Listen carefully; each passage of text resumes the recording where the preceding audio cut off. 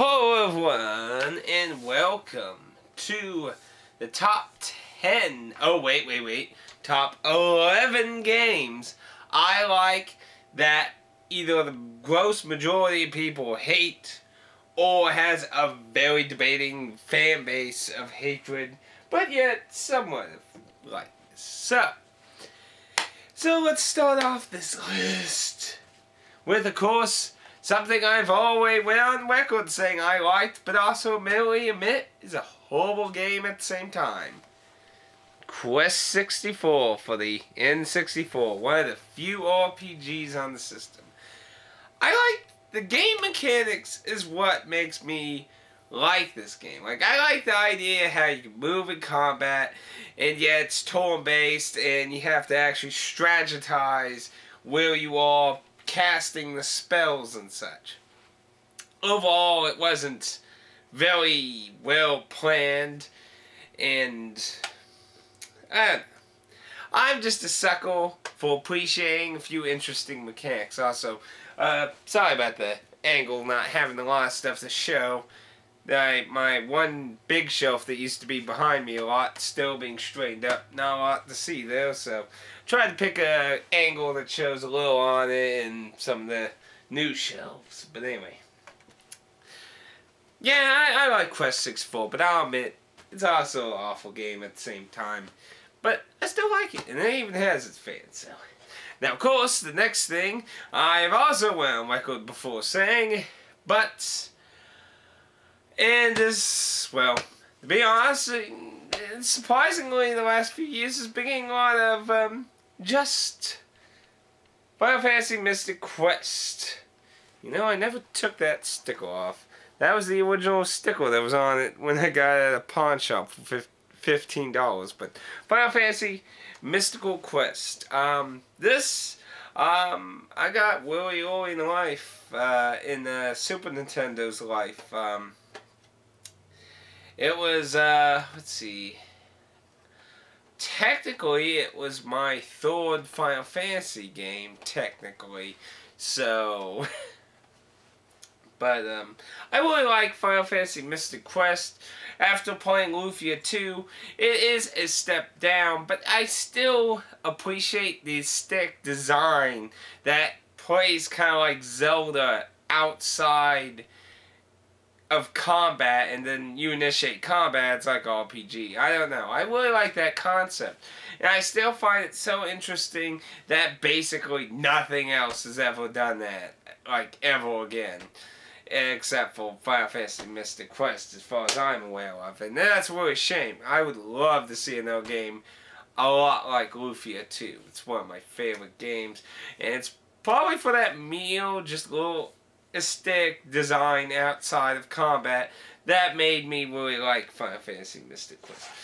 Now, here's one I hear tons and tons of hatred for. Knocked into my copy of World of Warcraft. I still got a few things on the floor there. Gotta be careful. This I always hear a lot of hatred for, and it's not unjust, because it was...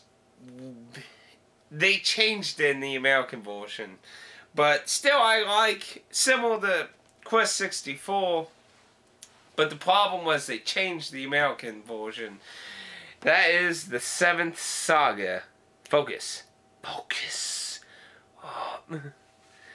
Anyway, the 7th Saga was a game Enix published in America. I don't think they made it. It had increased difficulty. They upped the difficulty in the American version. This caused a few problems, flaws, and tons of fucking level grinding. Most RPG people, if you've seriously played tons of RPGs, will probably tell you this is the most grinding game you'll ever play that ain't an MMO. And yeah, I have to admit that, I'm not gonna lie. It was really a bad call to make the difficulty higher. Because it was more easier. It was more of a better game for a newbie than a hardcore. And it was the opposite effect of like Super Mario Bros. 2. You know, instead of wanting a easier game, they wanted a harder game, so they made it harder. This flaw, the biggest flaw in that is the interesting mechanic in the game, ironically. You can only have 2 people. You'll pick one character out of a cast of characters, and then you can recruit one of the other characters a little into the plot, and then continue the plot with that character in your party. Different characters at a certain set point will become rivals and deadly enemies.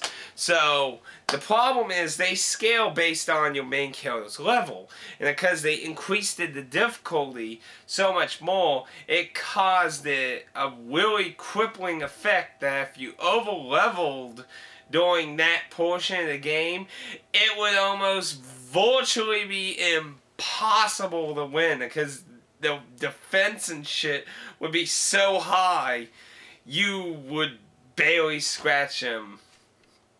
And that is, be honest, a very horrible flaw in the game. So if you haven't played that, you need to get that part done first before you do any extensive, really heavy grinding, because you're gonna regret it. Especially if you get one of the fucking warriors or something. But pretty much even the mages will get so much fucking defense if you get too high.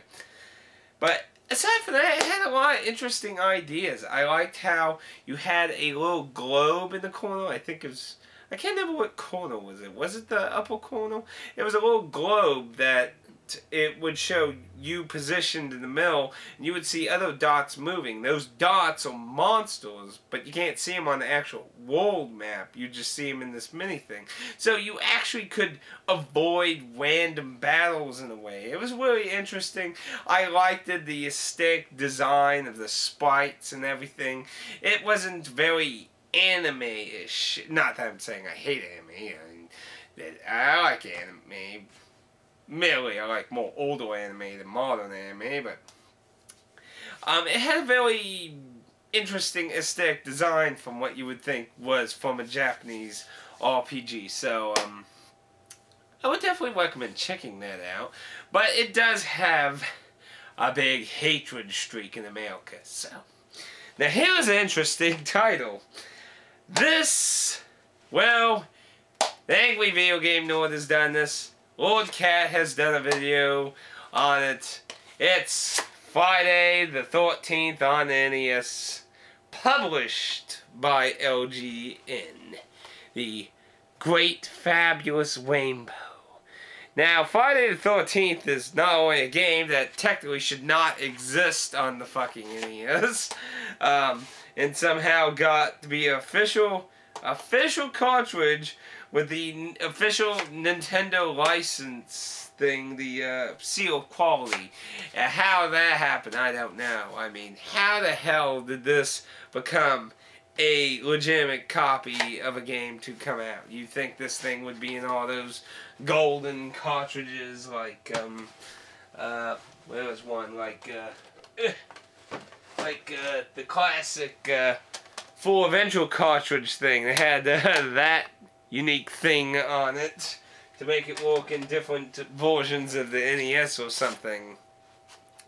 I personally find Friday the 13th on the NES very interesting. I mean, it didn't all come together. Similar to Quest 64 again, it had a lot of interesting ideas that kind of fell apart in a way. I really liked the attempt to make a survival game on the NES. Obviously, we've seen much better examples, oddly enough, as an RPG by Capcom. Sweet hope. Anyway, I really did actually enjoy this game. It's hard. It's fucking hard. It's not a walk in the park on the last day of kicking Jason's ass. But I actually enjoyed it, oddly enough. Though I still agree with a lot of criticism at it, which actually is kind of being a recurring theme in this. Anyway. So, now this one's probably the more... I have like 2 games in here that's probably the most debate-ish about this. But, you know, actually... Yeah, actually, maybe. So, here's the thing. People I watched who review gave Nier harsh criticism. They basically said, you look like a guy with underwear on your head and bleh. It's a hack and slash. There you go. Have fun. Woo. Honestly, I really sad a lot of bigger, well-known reviewers either overlooked or panned Nier. It has an awesome soundtrack, by far a great thing. But I love the direction of its story. It's not incredibly typical of a Japanese story. I mean, it does have sorrow, sad, emotional stuff in it. But, I mean, it's not like a well, kind of is, kind of. See, the thing is, there's two versions of this in Japan, and they kind of play parallel worlds with each other. But America only got this version, which the main character is a father. Well, in the other version, which Japan also got with this, he is an angsty teen-looking kind of. So, in a way, in that version, he is kind of that stereotype. But this, to be honest, is a very... I like this version. I like the father figure willing to do anything to save his daughter. I found the whole story and everything very emotional, but I don't really understand why so much harsh criticism. There are far lesser games that get more praise in the hack and slash kind of community. I don't know. I really liked it. A lot of the mechanics, like with the book for your magic and that, being an actual living book that floats around, and it itself is casting the magic. It's not like, oh, poof, poof, poof. It's like the book is like throwing this shit out. I don't know. It's a really awesome game. It's incredibly cheap to get. I recommend getting it new still, though. I mean, I've gotten this game as multiple gifts for people. Brand new. I mean, like, when it was my sister's husband's birthday, I got him the 360 version from GameStop, brand new sealed for $10 at that year. And I've gotten other people it. I really, hell, next contest, I'll probably get a copy and Nier the giveaway. I love this game, and I want more people to really know it. It's really shame Nier is overlooked. I don't understand at all. I really don't. So here's a game. I remember when this came out, there was tons of hatred everywhere. The only person I ever really heard defending this game that was like well known was oh, I'm trying to remember his name. He doesn't do videos anymore. He tried it twice and his account kept getting shut down. It was like way in the early years. Armac, or was it Armac or Armac or well, he was one of the guys that Spoonie was inspired by. And Spoonie has been on the record on that. One of his old videos, but I can't remember. But, anyway, he's like the only guy I ever saw defend this game. Where's this game? It is Monster Madness Battle in Samboya. The city area, damn it. Samboya. Anyway, this game was published by South Peak. But, I'm trying to remember the company that made it. I don't even think they exist anymore, sadly. Don't see it. This game used the Unreal Engine. You ever wanted to play, Zombies Ate Your Neighbors on a modern console? Get this game. This is Zombies Ate Your Neighbors for a modern generation. And those are like the only people who appreciated this game. Anyone who appreciated Zombies Ate My Neighbors, all about the only people who appreciated this game. Everyone else took a shit on it. Every review site shitted the hell on it. It's really a shame. I really enjoyed it. And I never played the PS3 version, but the PS3 version is supposedly supposed to be better. I would assume the online on both is probably dead. These are really old games. But, at least 4. You know, current generation, not really freaking old, but I do want to say one thing. Play multiplayer. Play multiplayer. 4-screen split screen, by the way. 4-player split screen. Fuck your damn online shit. You can sit your ass down with your friends and play this. Get it? But definitely, if you're gonna play harder modes than that, you need split screen or online or play with someone. This game is hard if you play hard modes. Like, you're not playing easy or normal. Normal is probably the highest you can go by yourself in single player with this game. Every other fucking mode, unless you're like some fucking Smash TV god of arcades or something, you will probably die a lot. But, yeah, that's really the way I would describe it. Zombies Ate My Neighbors for a modern audience, really. There's a lot of corny jokes and stuff in that. It was just really hated on now. It's really a shame. I got the game when it was brand new, and sad to say, I think it only took 4 months and this game was fucking reduced to rubble. It's a real shame. And, you know, the studio for this game actually appreciate all the people who tried to support it, though. I actually had, I think it was the art designer on my 360 friend list. He was doing a lot of chatting in the Xbox forum, so he was a pretty nice guy. I sadly hadn't talked to him in a long time. I don't even know if the studio's still up. I hadn't talked to that guy in a long time. It would be a shame if it ain't, but it wouldn't surprise me considering the economic crisis. Oh yeah, I forgot about that. It came with a little miniature comic in it too. I forgot about that. Yeah, a little comic. I completely forgot about that. And it was by Dark Horse. They really tried to put their hearts in that. And that's what I appreciate about this game. It has a lot of heart in it. Not a lot of this mindless. So, here's another game that got lots of hatred, but I liked the idea. Darkest of Days.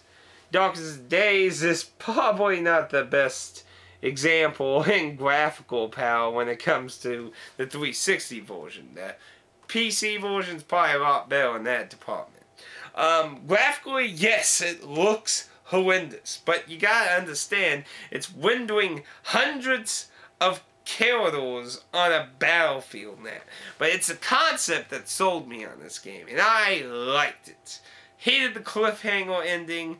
Hate the fact there's no sequel for that cliffhanger ending, because I really like the concept. The concept is basically, you are a soldier in General Custer's army, and it's the last stand. Everyone's dying. Goodbye. You're going to die. But whoa, this sphere thing pops out of nowhere, and these guys in futuristic shit are here, and you're like, get in, come on. You get saved by these guys from the future. They're like basically time cops. Basically, essentially. They protect and ensure time happens like it's supposed to. And they abduct people who went missing in action as soldiers. So you get recruited and you time hop to different time periods, ensuring time happens as it should. But, I'd say about 15% into the game, this other organization, who nobody knows quite yet, though about halfway it should kind of come obvious what's going on, but they basically start fucking with time, and you gotta stop them. You gotta ensure time keeps ticking while they're trying to derail it. Really, if you ever wanted to experience World War II with a giant futuristic missile launcher that shoots like 25 missiles heat-seeking at a very appropriate time, bingo! But overall, very interesting game. You can get it really cheap. I don't think you can get new copies. I'm pretty sure the company, I think, sank, which is really a shame. I would have loved to see a proved version with as a sequel, you know. I really liked the concept.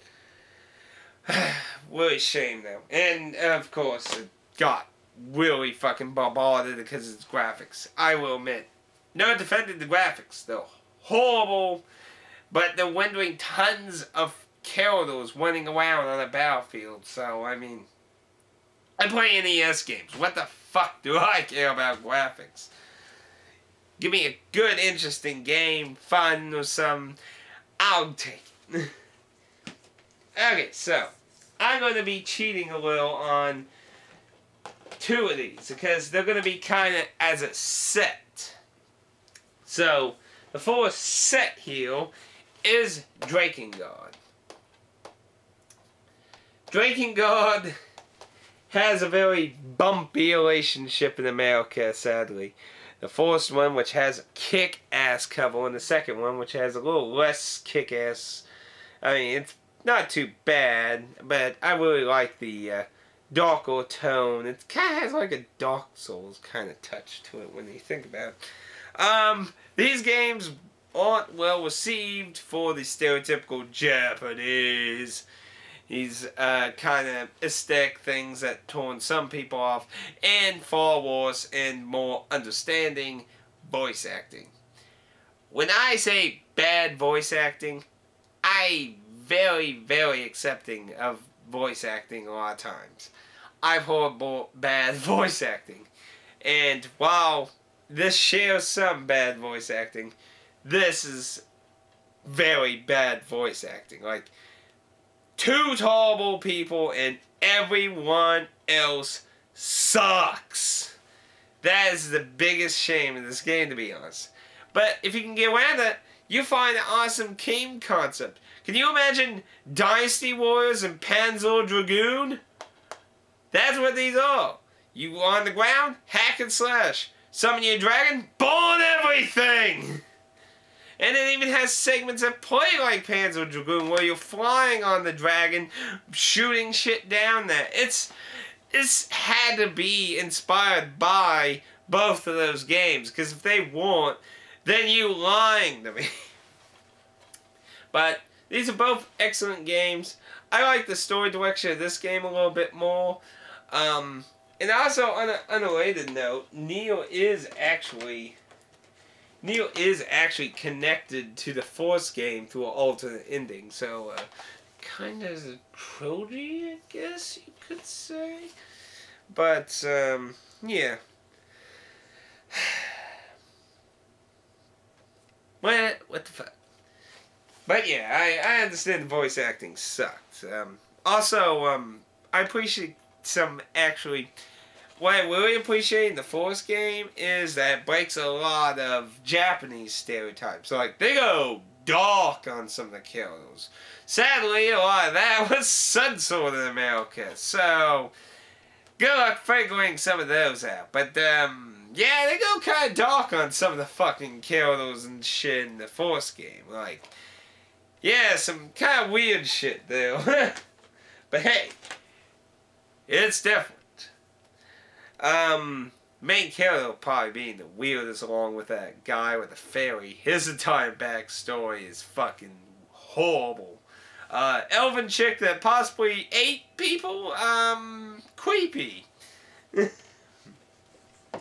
Anyway, the second set I'm going to cheat, counting as one, is Resident Evil Outbreak. File 1 and 2. Well, Outbreak 1 didn't have File 1, and it was kind of unofficially called File 1.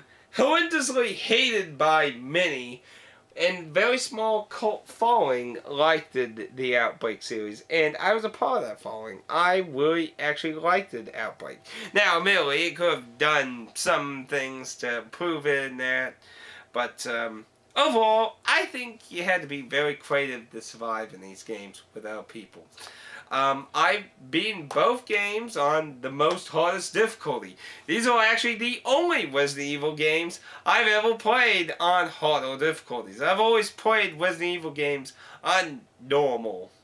I've never went hard, or harder, and hard is. I did every freaking mode in these two games. Very enjoyable. I personally enjoyed the stages in the first game more, while the online that was improved with better mechanics in 2, but the stages were a little more lackluster. It's really a shame they didn't make a Final 3 and just go even further. Especially considering these were trying, like, originally this was supposed to be on the Xbox too, and they were like going to have DLC and stuff. Of course, you know, that was the real early stages of download content for consoles. I think these games could have benefited a lot better today, where they could have had additional content added to them. I would like to still see an Outbreak 3. It would probably play a lot differently, but I would be a liar if I didn't say they were a bit of a guilty pleasure there. But again, they were a widely hated game. Obviously, the server's down, so no longer online, which is really a shame. I really enjoyed taking a random 30 minutes or something and lumping through a stage with a bunch of random people hacking away at zombies trying to survive. Long as there wasn't the guy playing Jim. I don't know if it was just me or everyone, but I always ran into hacking players as Jim, like jackasses who wanted to kill you.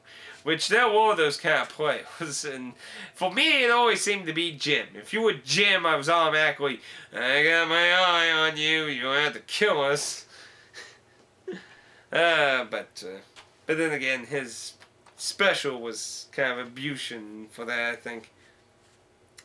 Anyway, this game, not necessarily as big as a hate train towards it, but overall, it doesn't have a very liked, like, apparently, like, a lot of the DS sequels, like, a lot of those people trash talk this game. Well, I'm the opposite. I hate pretty much every sequel except for Echoes of Time. That's right, Crystal Chronicles, the original one. The main focus in this game to me is the co-op, the aspect of the co-op, along with the story, you know, and every game except Echoes of Time killed that. It's like, yeah, it had a co-op mode, but it had nothing to do with the story. It was some side shit and stuff, you know, it wasn't related to the story, so it was like, eh. I really liked it, the full player, and I understand, you know, getting Game Boy Advances and cords and such to play it was annoying. Admittedly, it never was proven whose idea that was. Some people say Nintendo kind of forced them into that, and others say they just thought of it themselves. Admittedly, probably not the best way to get everyone into it, but if you can get that set up, it's a really enjoyable game. I enjoyed it. I really liked it. I liked the aesthetic, the slow, simple pace of the story and everything. I really liked that. And it's a real shame that none of the other games really interest me as much as the original. Now, final game. I know some people may like it, and tons of people hate. Akaja Shadaki for the PS2. It was made by Zinni, who, as far as I understand, don't exist anymore, which is a shame. It was published by Sony for America, though. Obviously, they wanted to get RPGs out there. They were like, we need some out here. Supposedly, it's considered the first RPG in America to be released for the PS2. Are you looking for a really bizarre story? You ever wonder what Tim Burton would look like with a little pinch of anime Japanese shit would be like? This game is for you. This is Tim Burton on anime crack. It has a very zany, strange story. Its cast of characters are bizarre beyond, but And I like the aesthetic design, which again reminds me of Tim Burton. It's a very, very guilty pleasure game to me. It's very simplistic in its RPG aspects. To be honest, this is one of the few instances where I would say everything except for the gameplay is to play this game. It's not broken, but it's not perfect either. It's also one of those RPGs if the main character croaks, game over. So if you played Persona 3, you'll feel right at home here. I would really recommend this game if you're looking for something different when it comes to character stories and a little Tim Burton in your RPG. It's funny in my opinion. Corny as fuck, but funny. But it is generally way hated on the internet, and that's a shame. I really liked it. I really enjoyed it. It's a little grindy because it kind of suffers the same problem as the 7th Saga. Sony increased the difficulty when it was more of a beginners or normal RPG experience, not a really hard one. So near the end of the game it can get a little grindy, but it's not as bad as the 7th Saga in that category, in my opinion. But anyway, those are a bunch of games that I like, that the internet either immensely hates, kinda hates, or is a little iffy on the hatred train. But if you have a game you like that you think everyone else hates, leave a comment if I didn't mention it. I'd love to hear what you like, but everyone else hates. Maybe I'll like it too, and I can be your best friend. Because I need more of those. Aaron's being a sarcastic bastard lately. It's time to replace him. Anyway, and I hope a few of you might actually check these out. Some of them definitely deserve a look. Anyway, my battery in my camera's dying, so I should probably wrap this up. So, thank you for checking it out, and I'll see you later, dear viewer. Oh my goodness, the battery's dying! Ah!